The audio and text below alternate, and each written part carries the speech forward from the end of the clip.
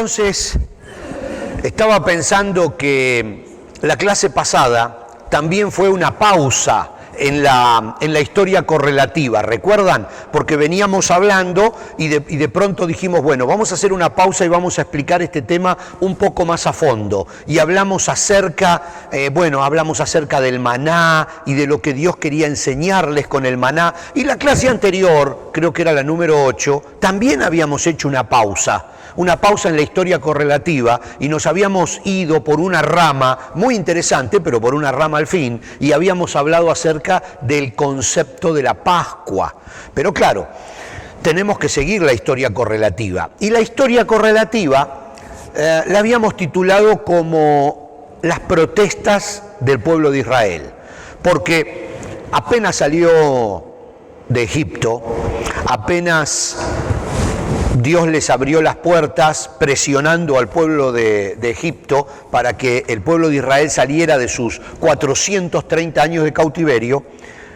Dieron los primeros pasos en el desierto, el primer objetivo era llegar al monte Sinaí, y no habían llegado al monte Sinaí y ya habían empezado a protestar. Entonces habíamos llamado que esta primera etapa era, no sé si la primera etapa, porque el pueblo de Israel se caracterizó por vivir protestando durante los 40 años que anduvieron en el desierto. Claro, si nosotros nos ponemos a pensar un poquitito y pensamos en nuestra vida de relación, también somos protestones. Siempre protestamos porque queremos algo más, y ahí ya me podría ir por otra ramita. Pero, tratando de no irme, vamos a ver, habíamos hablado de que ellos comenzaron a protestar porque no tenían comida. Es una protesta lógica al fin y al cabo, y comenzaban a sentir hambre. Estaban en el desierto, un lugar extraño para ellos. Imagínense que por 10 generaciones habían estado trabajando en una zona muy fértil en Egipto, el delta del Nilo, donde todo era verde, lo es hasta hoy, zonas distintas al desierto donde ahora les tocaba caminar. De pronto se encuentran una multitud, una ciudad completa caminando por el desierto, y empieza a faltar el agua, empieza a faltar la comida y empiezan a ponerse muy nerviosos. Le dicen a Moisés, ¿qué pasó? ¿Dónde está Dios ahora que salimos? O sea, nosotros te hicimos caso, nosotros vimos los milagros que Dios hizo en Egipto para que el faraón abriera las puertas y nos dejara salir, y ahora ¿dónde está Dios? Nos estamos muriendo de hambre. Y comenzaron a presionar. Y ahí vimos algunos de los detalles que realmente eran importantes. Realmente es importante. Bienvenidos. Recuerdan que nos habíamos ido por las ramas la clase pasada cuando comienza a caer el maná. Y cuando la gente, desesperada por el hambre, empieza a juntar ese maná, que era como la escarcha de la mañana, como muchos de nosotros quizás vivimos o conocemos países fríos, no como esta ciudad que vive con temperaturas de primaverales a tropicales, pero quizás muchos de nosotros estuvimos en países fríos y a la mañana, aunque no llueve, aunque no nieva, de cualquier manera el rocío se congela y aparece toda la grama, todo el pasto como con escarcha, como con montículos blancos de hielo, de rocío congelado básicamente. Bueno, eso era el maná, eran como escarcha, así blancuzca, y ellos lo agarraban y no era hielo, era como una oblea hojaldrosa de hojaldre dulce. Eso lo comían, pero además lo molían, hacían harina, lo amasaban y fabricaban cualquier cantidad de derivaciones del maná para comer. Pero claro, tenían tanto hambre, lo vimos la clase pasada, que comenzaron a acaparar el maná. O sea, agarraban más de lo que necesitaban y lo guardaban en la carpa.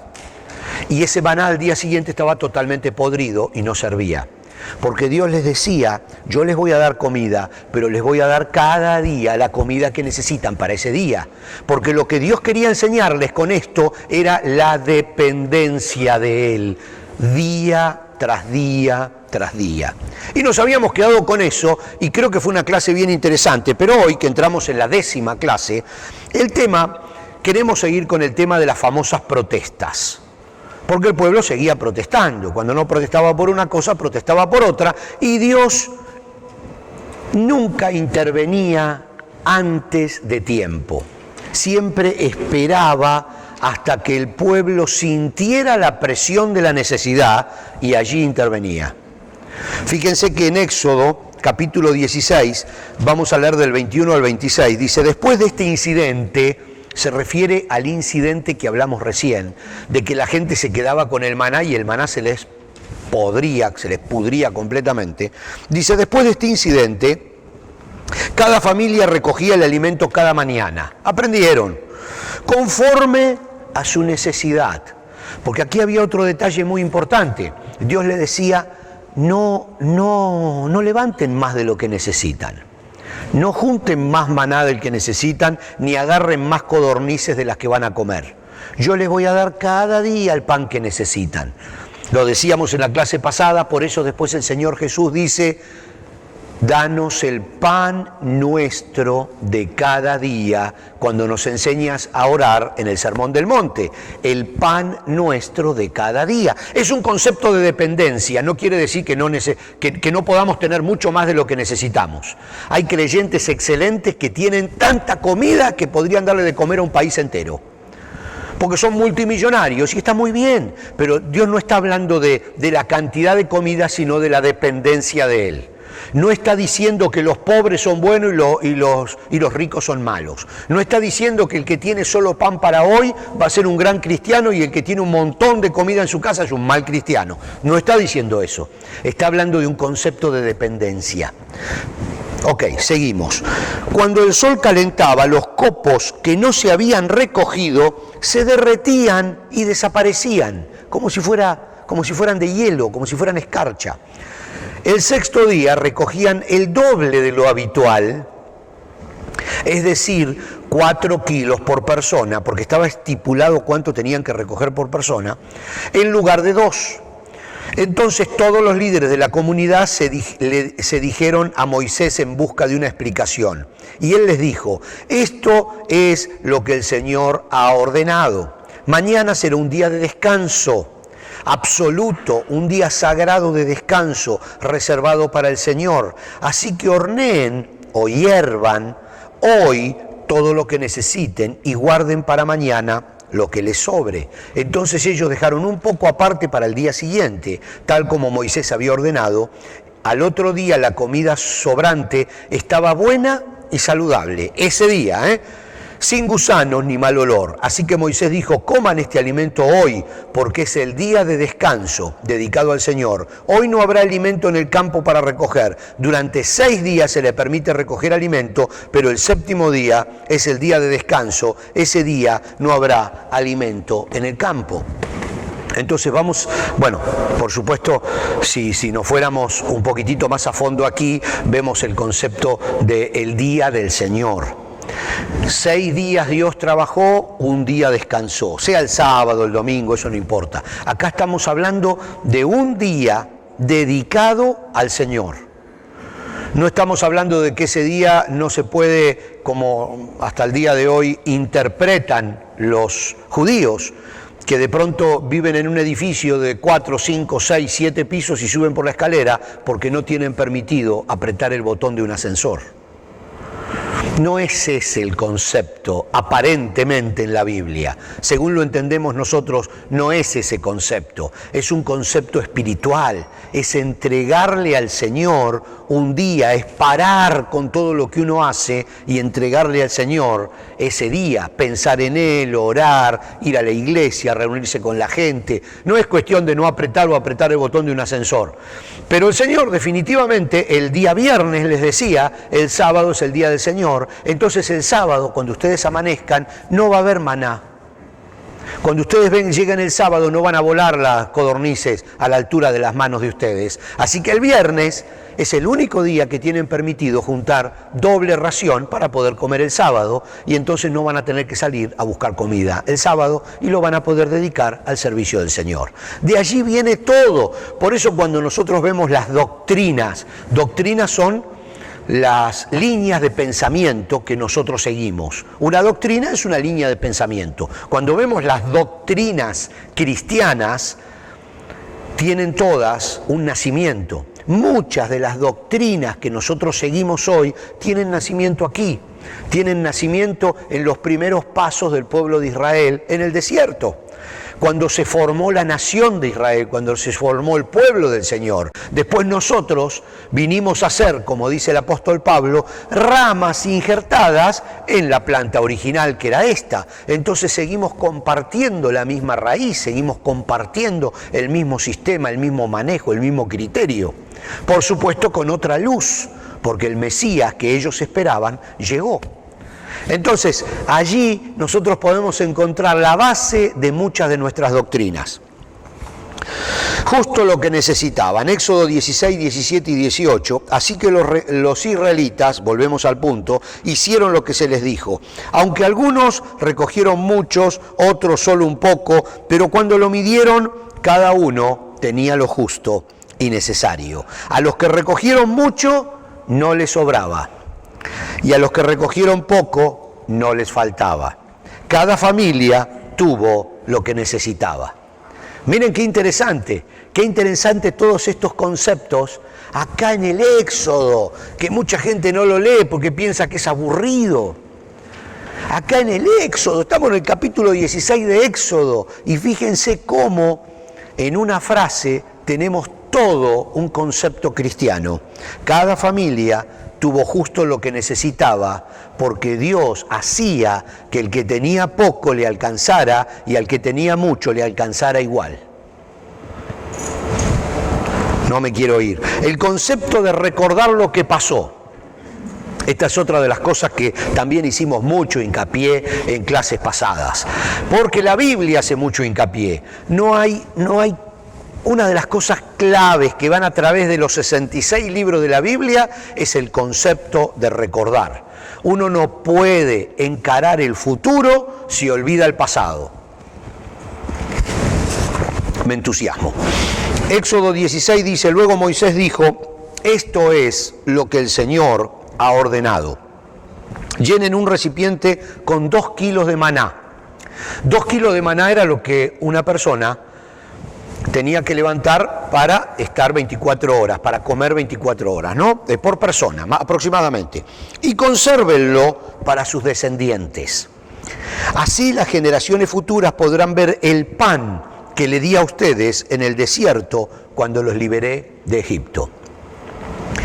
Esos 2 kilos de maná, que por supuesto jamás se pudrieron, si una persona juntaba más del que necesitaba, al día siguiente estaba podrido. Pero esos 2 kilos de maná que Dios ordenó que se juntaran jamás se pudrieron. Los pusieron en un recipiente, lo taparon y lo metieron dentro del arca, de la famosa arca del pacto. Todavía no está construida el arca, ¿eh? Ya vamos a llegar a la construcción del arca. El primer elemento del arca, el maná que cayó del cielo. Los otros elementos que estaban dentro del arca, todavía no llegamos a esa parte de la historia, pero se los adelanto, aparte ya lo saben, son las tablas de piedra que contenían los 10 mandamientos. La base de todo el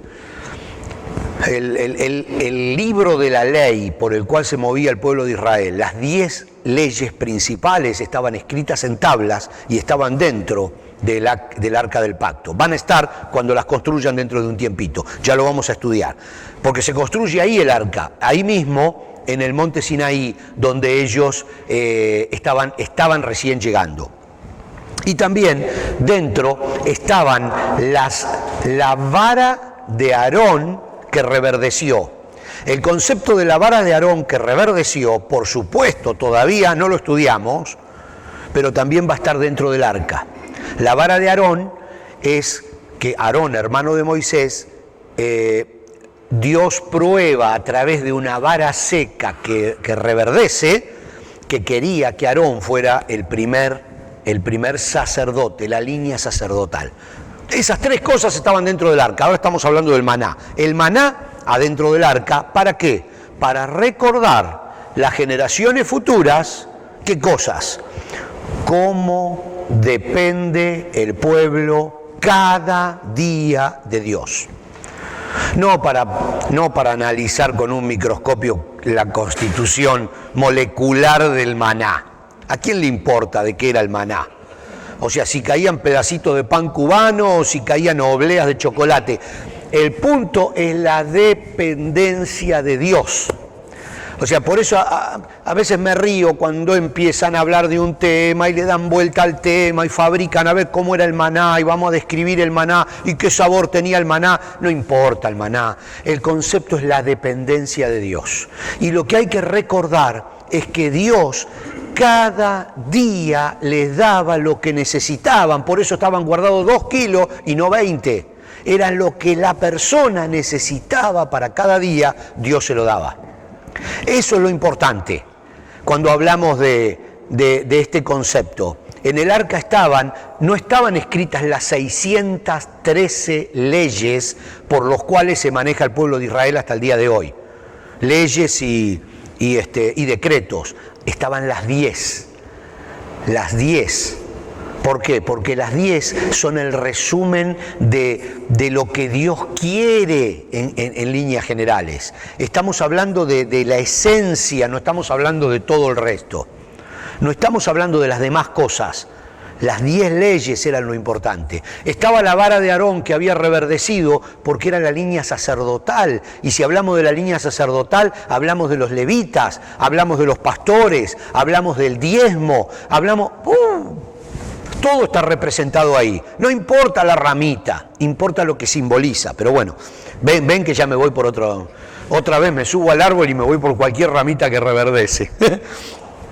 Bueno, las protestas del pueblo después de recibir el maná y de todo continúan. Uno se pone a pensar cómo puede ser que este pueblo, después de ver semejante milagro de Dios, siga protestando. Nosotros también lo hacemos. Toda la congregación, dice en Éxodo 17, de los hijos de Israel, partió del desierto de Zin por sus jornadas conforme al mandamiento de Jehová. Y acamparon en Refidín, y no había agua para que el pueblo bebiese. Y altercó el pueblo con Moisés, lo increpó a Moisés. Y dijeron, danos agua para que bebamos. Y Moisés les dijo, ¿por qué altercáis conmigo? Esta es una versión más antigua. ¿Por qué tentáis a Jehová? Es una versión distinta a la que normalmente utilizamos aquí, pero es bien fuerte para entender el concepto, ¿no?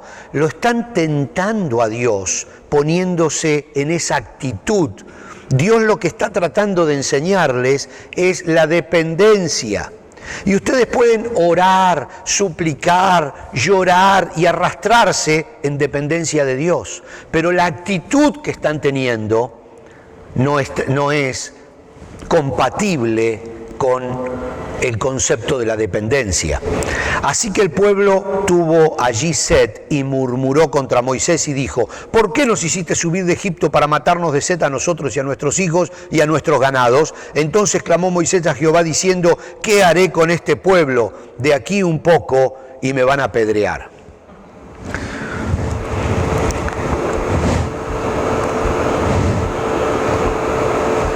Está medio lento. Y Jehová dijo a Moisés, pasa delante del pueblo y toma contigo de los ancianos de Israel, y toma también en tu mano tu vara con que golpeaste el río, y ve, con que golpeaste el río cuando fueron las plagas. He aquí, yo estaré delante de ti allí sobre la peña en Horeb. ¿Se acuerdan la peña de Horeb? Y golpearás la peña y saldrá de ellas aguas y beberá el pueblo, y Moisés lo hizo así en presencia de los ancianos de Israel, y llamó el nombre de aquel lugar Masá y Meriba por la rencilla de los hijos de Israel y porque tentaron a Jehová diciendo, ¿está pues Jehová entre nosotros o no? O sea, esta versión, a pesar de que usa palabras que no manejamos mucho, es muy profunda, porque ellos dudaron de la presencia de Dios entre medio de ellos. No dependieron de Dios. Sin embargo, Dios hace brotar agua de la roca. La peña es la roca viva, se llama la peña. Por eso ese corito que dice es la peña de Oreb que está brotando. Y hay mucha gente que no sabe ni lo que es peña, ni lo que es Oreb, ni lo que es brotando. Pero significa la roca por la cual no salía agua, ahora de esa roca está saliendo agua, está brotando, está saliendo el agua. Esta no es la vez que Moisés golpeó 2 o 3 veces la piedra, que ya vamos a llegar a eso. Esta no es, porque varias veces Dios los ayudó haciendo salir agua de una roca, haciendo brotar un manantial.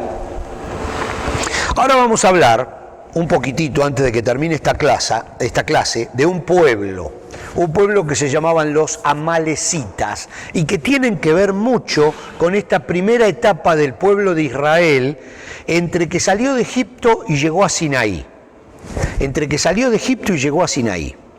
Y donde Dios también lo prueba con este otro pueblo que estaba en el desierto. Cuando nosotros vemos Éxodo 17, en el versículo 8 dice: mientras el pueblo de Israel aún se encontraba en Refidim, los guerreros de Amalec lo atacaron. Estamos hablando de Refidim, no sé si recuerdan el pasaje que leímos hace unos minutos, decía que el pueblo acampó allí en Refidim y tenían sed. Allí es donde está el monte Oreb, de donde salió el agua. En Refidim estaban acampando en el lugar donde había salido el agua. Por lo general, toda la historia del pueblo de Israel está relacionada al agua. Muchas veces no se habla, pero donde había un pozo y había agua, ahí acampaban. Jacob, Abraham, Isaac, el pozo de él, el pozo del otro, el que habían tapado, todo estaba en relación a donde salía agua, porque en el desierto no se podía estar en cualquier lado, había que ir a donde había agua. Entonces habían acampado ahí y los atacaron. ¿Quiénes los atacaron al pueblo de Israel? Los amalecitas. Hacía un mes que habían salido de Egipto. Era un pueblo fabricante de ladrillo, no eran guerreros en absoluto, no estaban acostumbrados a andar en el desierto, estaban desorientados. Los atacan los amalecitas. Génesis 36 dice: Tina, la concubina de Elifaz, hijo de Esaú, dio a luz un hijo llamado Amalec. De allí vienen los amalecitas, de Esaú. ¿Quién era Esaú? ¿Hermano de quién? Hermano de Jacob. ¿Quién era Esaú? El primogénito. A ver, vamos a ver un poquitito el problema. Porque a veces los problemas se arrastran de generaciones en generaciones y estos son los mismos casos. Jacob, si ustedes recuerdan, no era el primogénito, era el segundo. Sin embargo, recibió de su padre la primogenitura. Se la compró ¿a quién? A Esaú, por un plato de lentejas o lo que haya sido. Esaú se quedó con bronca, se quedó con odio y fue enemigo de su hermano por toda la vida. ¿Quién era este? Era descendiente de Esaú, por lo tanto, enemigo de los hijos de Jacob. ¿Quiénes son los hijos de Jacob? Las 12 tribus de Israel. Entonces ya son pueblos enemigos desde que nacieron. Entonces los amalecitas, cuando saben que ahí están los descendientes de Jacob, los atacan.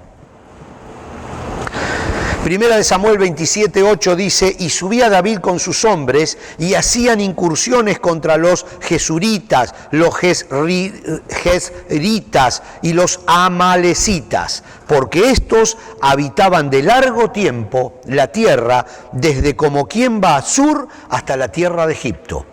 David, muchísimos años después de la historia que nosotros estamos leyendo hoy, todavía seguía luchando con los amalecitas. Primera de Samuel 30:18 dice: y libró David todo lo que los amalecitas habían tomado, y asimismo liberó David a sus 2 mujeres. El pueblo de Amalec seguía constantemente, como los filisteos y otros pueblos que constantemente luchan contra el pueblo de Israel, y lo vamos a ver a través de toda la historia. Primera de Crónicas dice: los cuales el rey David dedicó a Jehová con la plata y el oro que había tomado de todas las naciones de Edom, de Moab, de los hijos de Amón, de los filisteos y de Amalec. Cada uno de estos pueblos podríamos hablar de ellos. Moab, podríamos hablar Edom, eran los edomitas, bueno, etcétera. Podríamos buscarlos a todos. Todos nacen en el mismo lugar y todos tienen conflictos con Israel. Además de esto, Abisaí, hijo de Sarbia, destrozó en el Valle de la Sal a 18.000 edomitas y puso guarnición en Edom, y todos los edomitas fueron siervos de David, porque Jehová daba el triunfo a David donde quiera que iba. Éxodo 17, continuamos con el tema de los amalecitas, y cuando hablamos de los amalecitas, y vamos a terminar con esto, entra en escena, y por eso tanto hincapié en los amalecitas, porque si no sería una familia más de las que peleaba contra Israel y pelea hasta hoy contra Israel. Entra en escena Josué. Hasta ahora Josué no había aparecido en escena, y ahora vamos a estudiar no solo en el resto del Éxodo a Moisés, sino a Moisés con su ayudante en el área militar, Josué. Fíjense, así que Moisés le ordenó a Josué: escoge algunos hombres para salir a pelear contra el ejército de Amalec. ¿Por qué? Porque el pueblo de Israel no tenía ejército. Acá estamos tratando de entender cómo funcionaba esto. Eran fabricantes de ladrillos, cultivaban la tierra, era gente de paz, gente sencilla, eran esclavos, 430 años viviendo como esclavos. Salen, no entienden nada del desierto, no entienden de dónde sacar agua, no tienen ni la más remota idea de cómo conseguir comida. Imagínense semejante pueblo, algunos hablan hasta de 3 millones de personas caminando. Piensen en lo que eso significa. Estaban desesperados, bajo el rayo del sol y mordiendo arena todo el día. De pronto los atacan, no sabían dónde buscar comida, no sabían dónde buscar bebida, no entendían cómo construir las cosas, los agarraban las tormentas de arena, y de golpe un pueblo que no sabe de dónde salió, porque ninguno de ellos conocía la historia, salvo tal vez Moisés, llegan los amalecitas y los atacan. Imagínense la situación. Entonces Moisés desesperado lo llama a Josué y dice: a ver, Josué, vení, juntate unos hombres. No le dice así en argentino, pero hubiera sido, ¿no? Dice: juntate a los más fuertes que encuentres ahí en toda la familia, y agarren los palos, agarren los que tengan, y porque hay que defendernos, nos están atacando. Y ahí nace el ejército de Israel. Ahí nace el capitán principal del ejército de Israel, que es Josué. Josué, y ni siquiera lo vamos a leer hoy porque ya se nos terminó el tiempo, pero Josué es después, a la muerte de Moisés, el que guía al pueblo de Israel a entrar en la tierra de Canaán, en la tierra prometida. Josué es el líder militar que acompaña al pueblo de Israel con el ejército que él mismo forma y entrena a través de los 40 años en el desierto. Lo formaron un mes después de salir de Egipto por la necesidad de defenderse de los amalecitas. Por eso en este momento los amalecitas son tan importantes, porque si no hubiera alguien que los atacaba, nunca hubieran formado un ejército, y ellos necesitaban el ejército. Los amalecitas los empezaron a molestar y ellos tuvieron que formar el ejército. Así que ahí aparece en escena Josué. Josué es uno de los 12 que 30 días después de esto cruza a la tierra de Canaán con ese equipo que cruzó, los 12 espías. Josué iba con él, y el amigo de Josué, que se llamaba Caleb, también iba en ese grupo. Josué, que era el líder militar, regresó diciendo: son gigantes, son grandotes, es verdad, pero vamos, que en el nombre de Dios los vamos a derrotar. Y Caleb, que era amigo de Josué, dijo: sí, Josué tiene razón, vamos para adelante, los vamos a matar en el nombre del Señor. Y los otros 10 dijeron: no, No, ¿cómo vamos a cruzar? Nos van a hacer polvo. Dice, somos langostas al lado de ellos, nos van a pisar. Y ahí es cuando Dios se enoja y le dice, muchachos, ustedes no están preparados para la tierra prometida, se van a tener que quedar 38 o 39 años más en el desierto, porque no aprendieron que no importan los gigantes que haya del otro lado. Josué tiene razón, si cruzan yo les voy a dar la victoria. No lo entendieron, Josué es el único que lo entendió, Caleb es el único que lo entendió, ellos son los únicos que van a entrar. Ni siquiera Moisés entró, porque Moisés pensó como los 10. Y la Biblia lo dice, Moisés pensó como los 10. Después se arrepintió, Después se arrepintió, pero él dijo, yo me equivoqué y los escuché. Y ya lo vamos a leer, eso está en Deuteronomio. Sí, ya se me está yendo la hora. Pero ven que está interesante esto, ¿no? Porque no es simplemente historia, es nuestra historia. Nos vemos la clase que viene.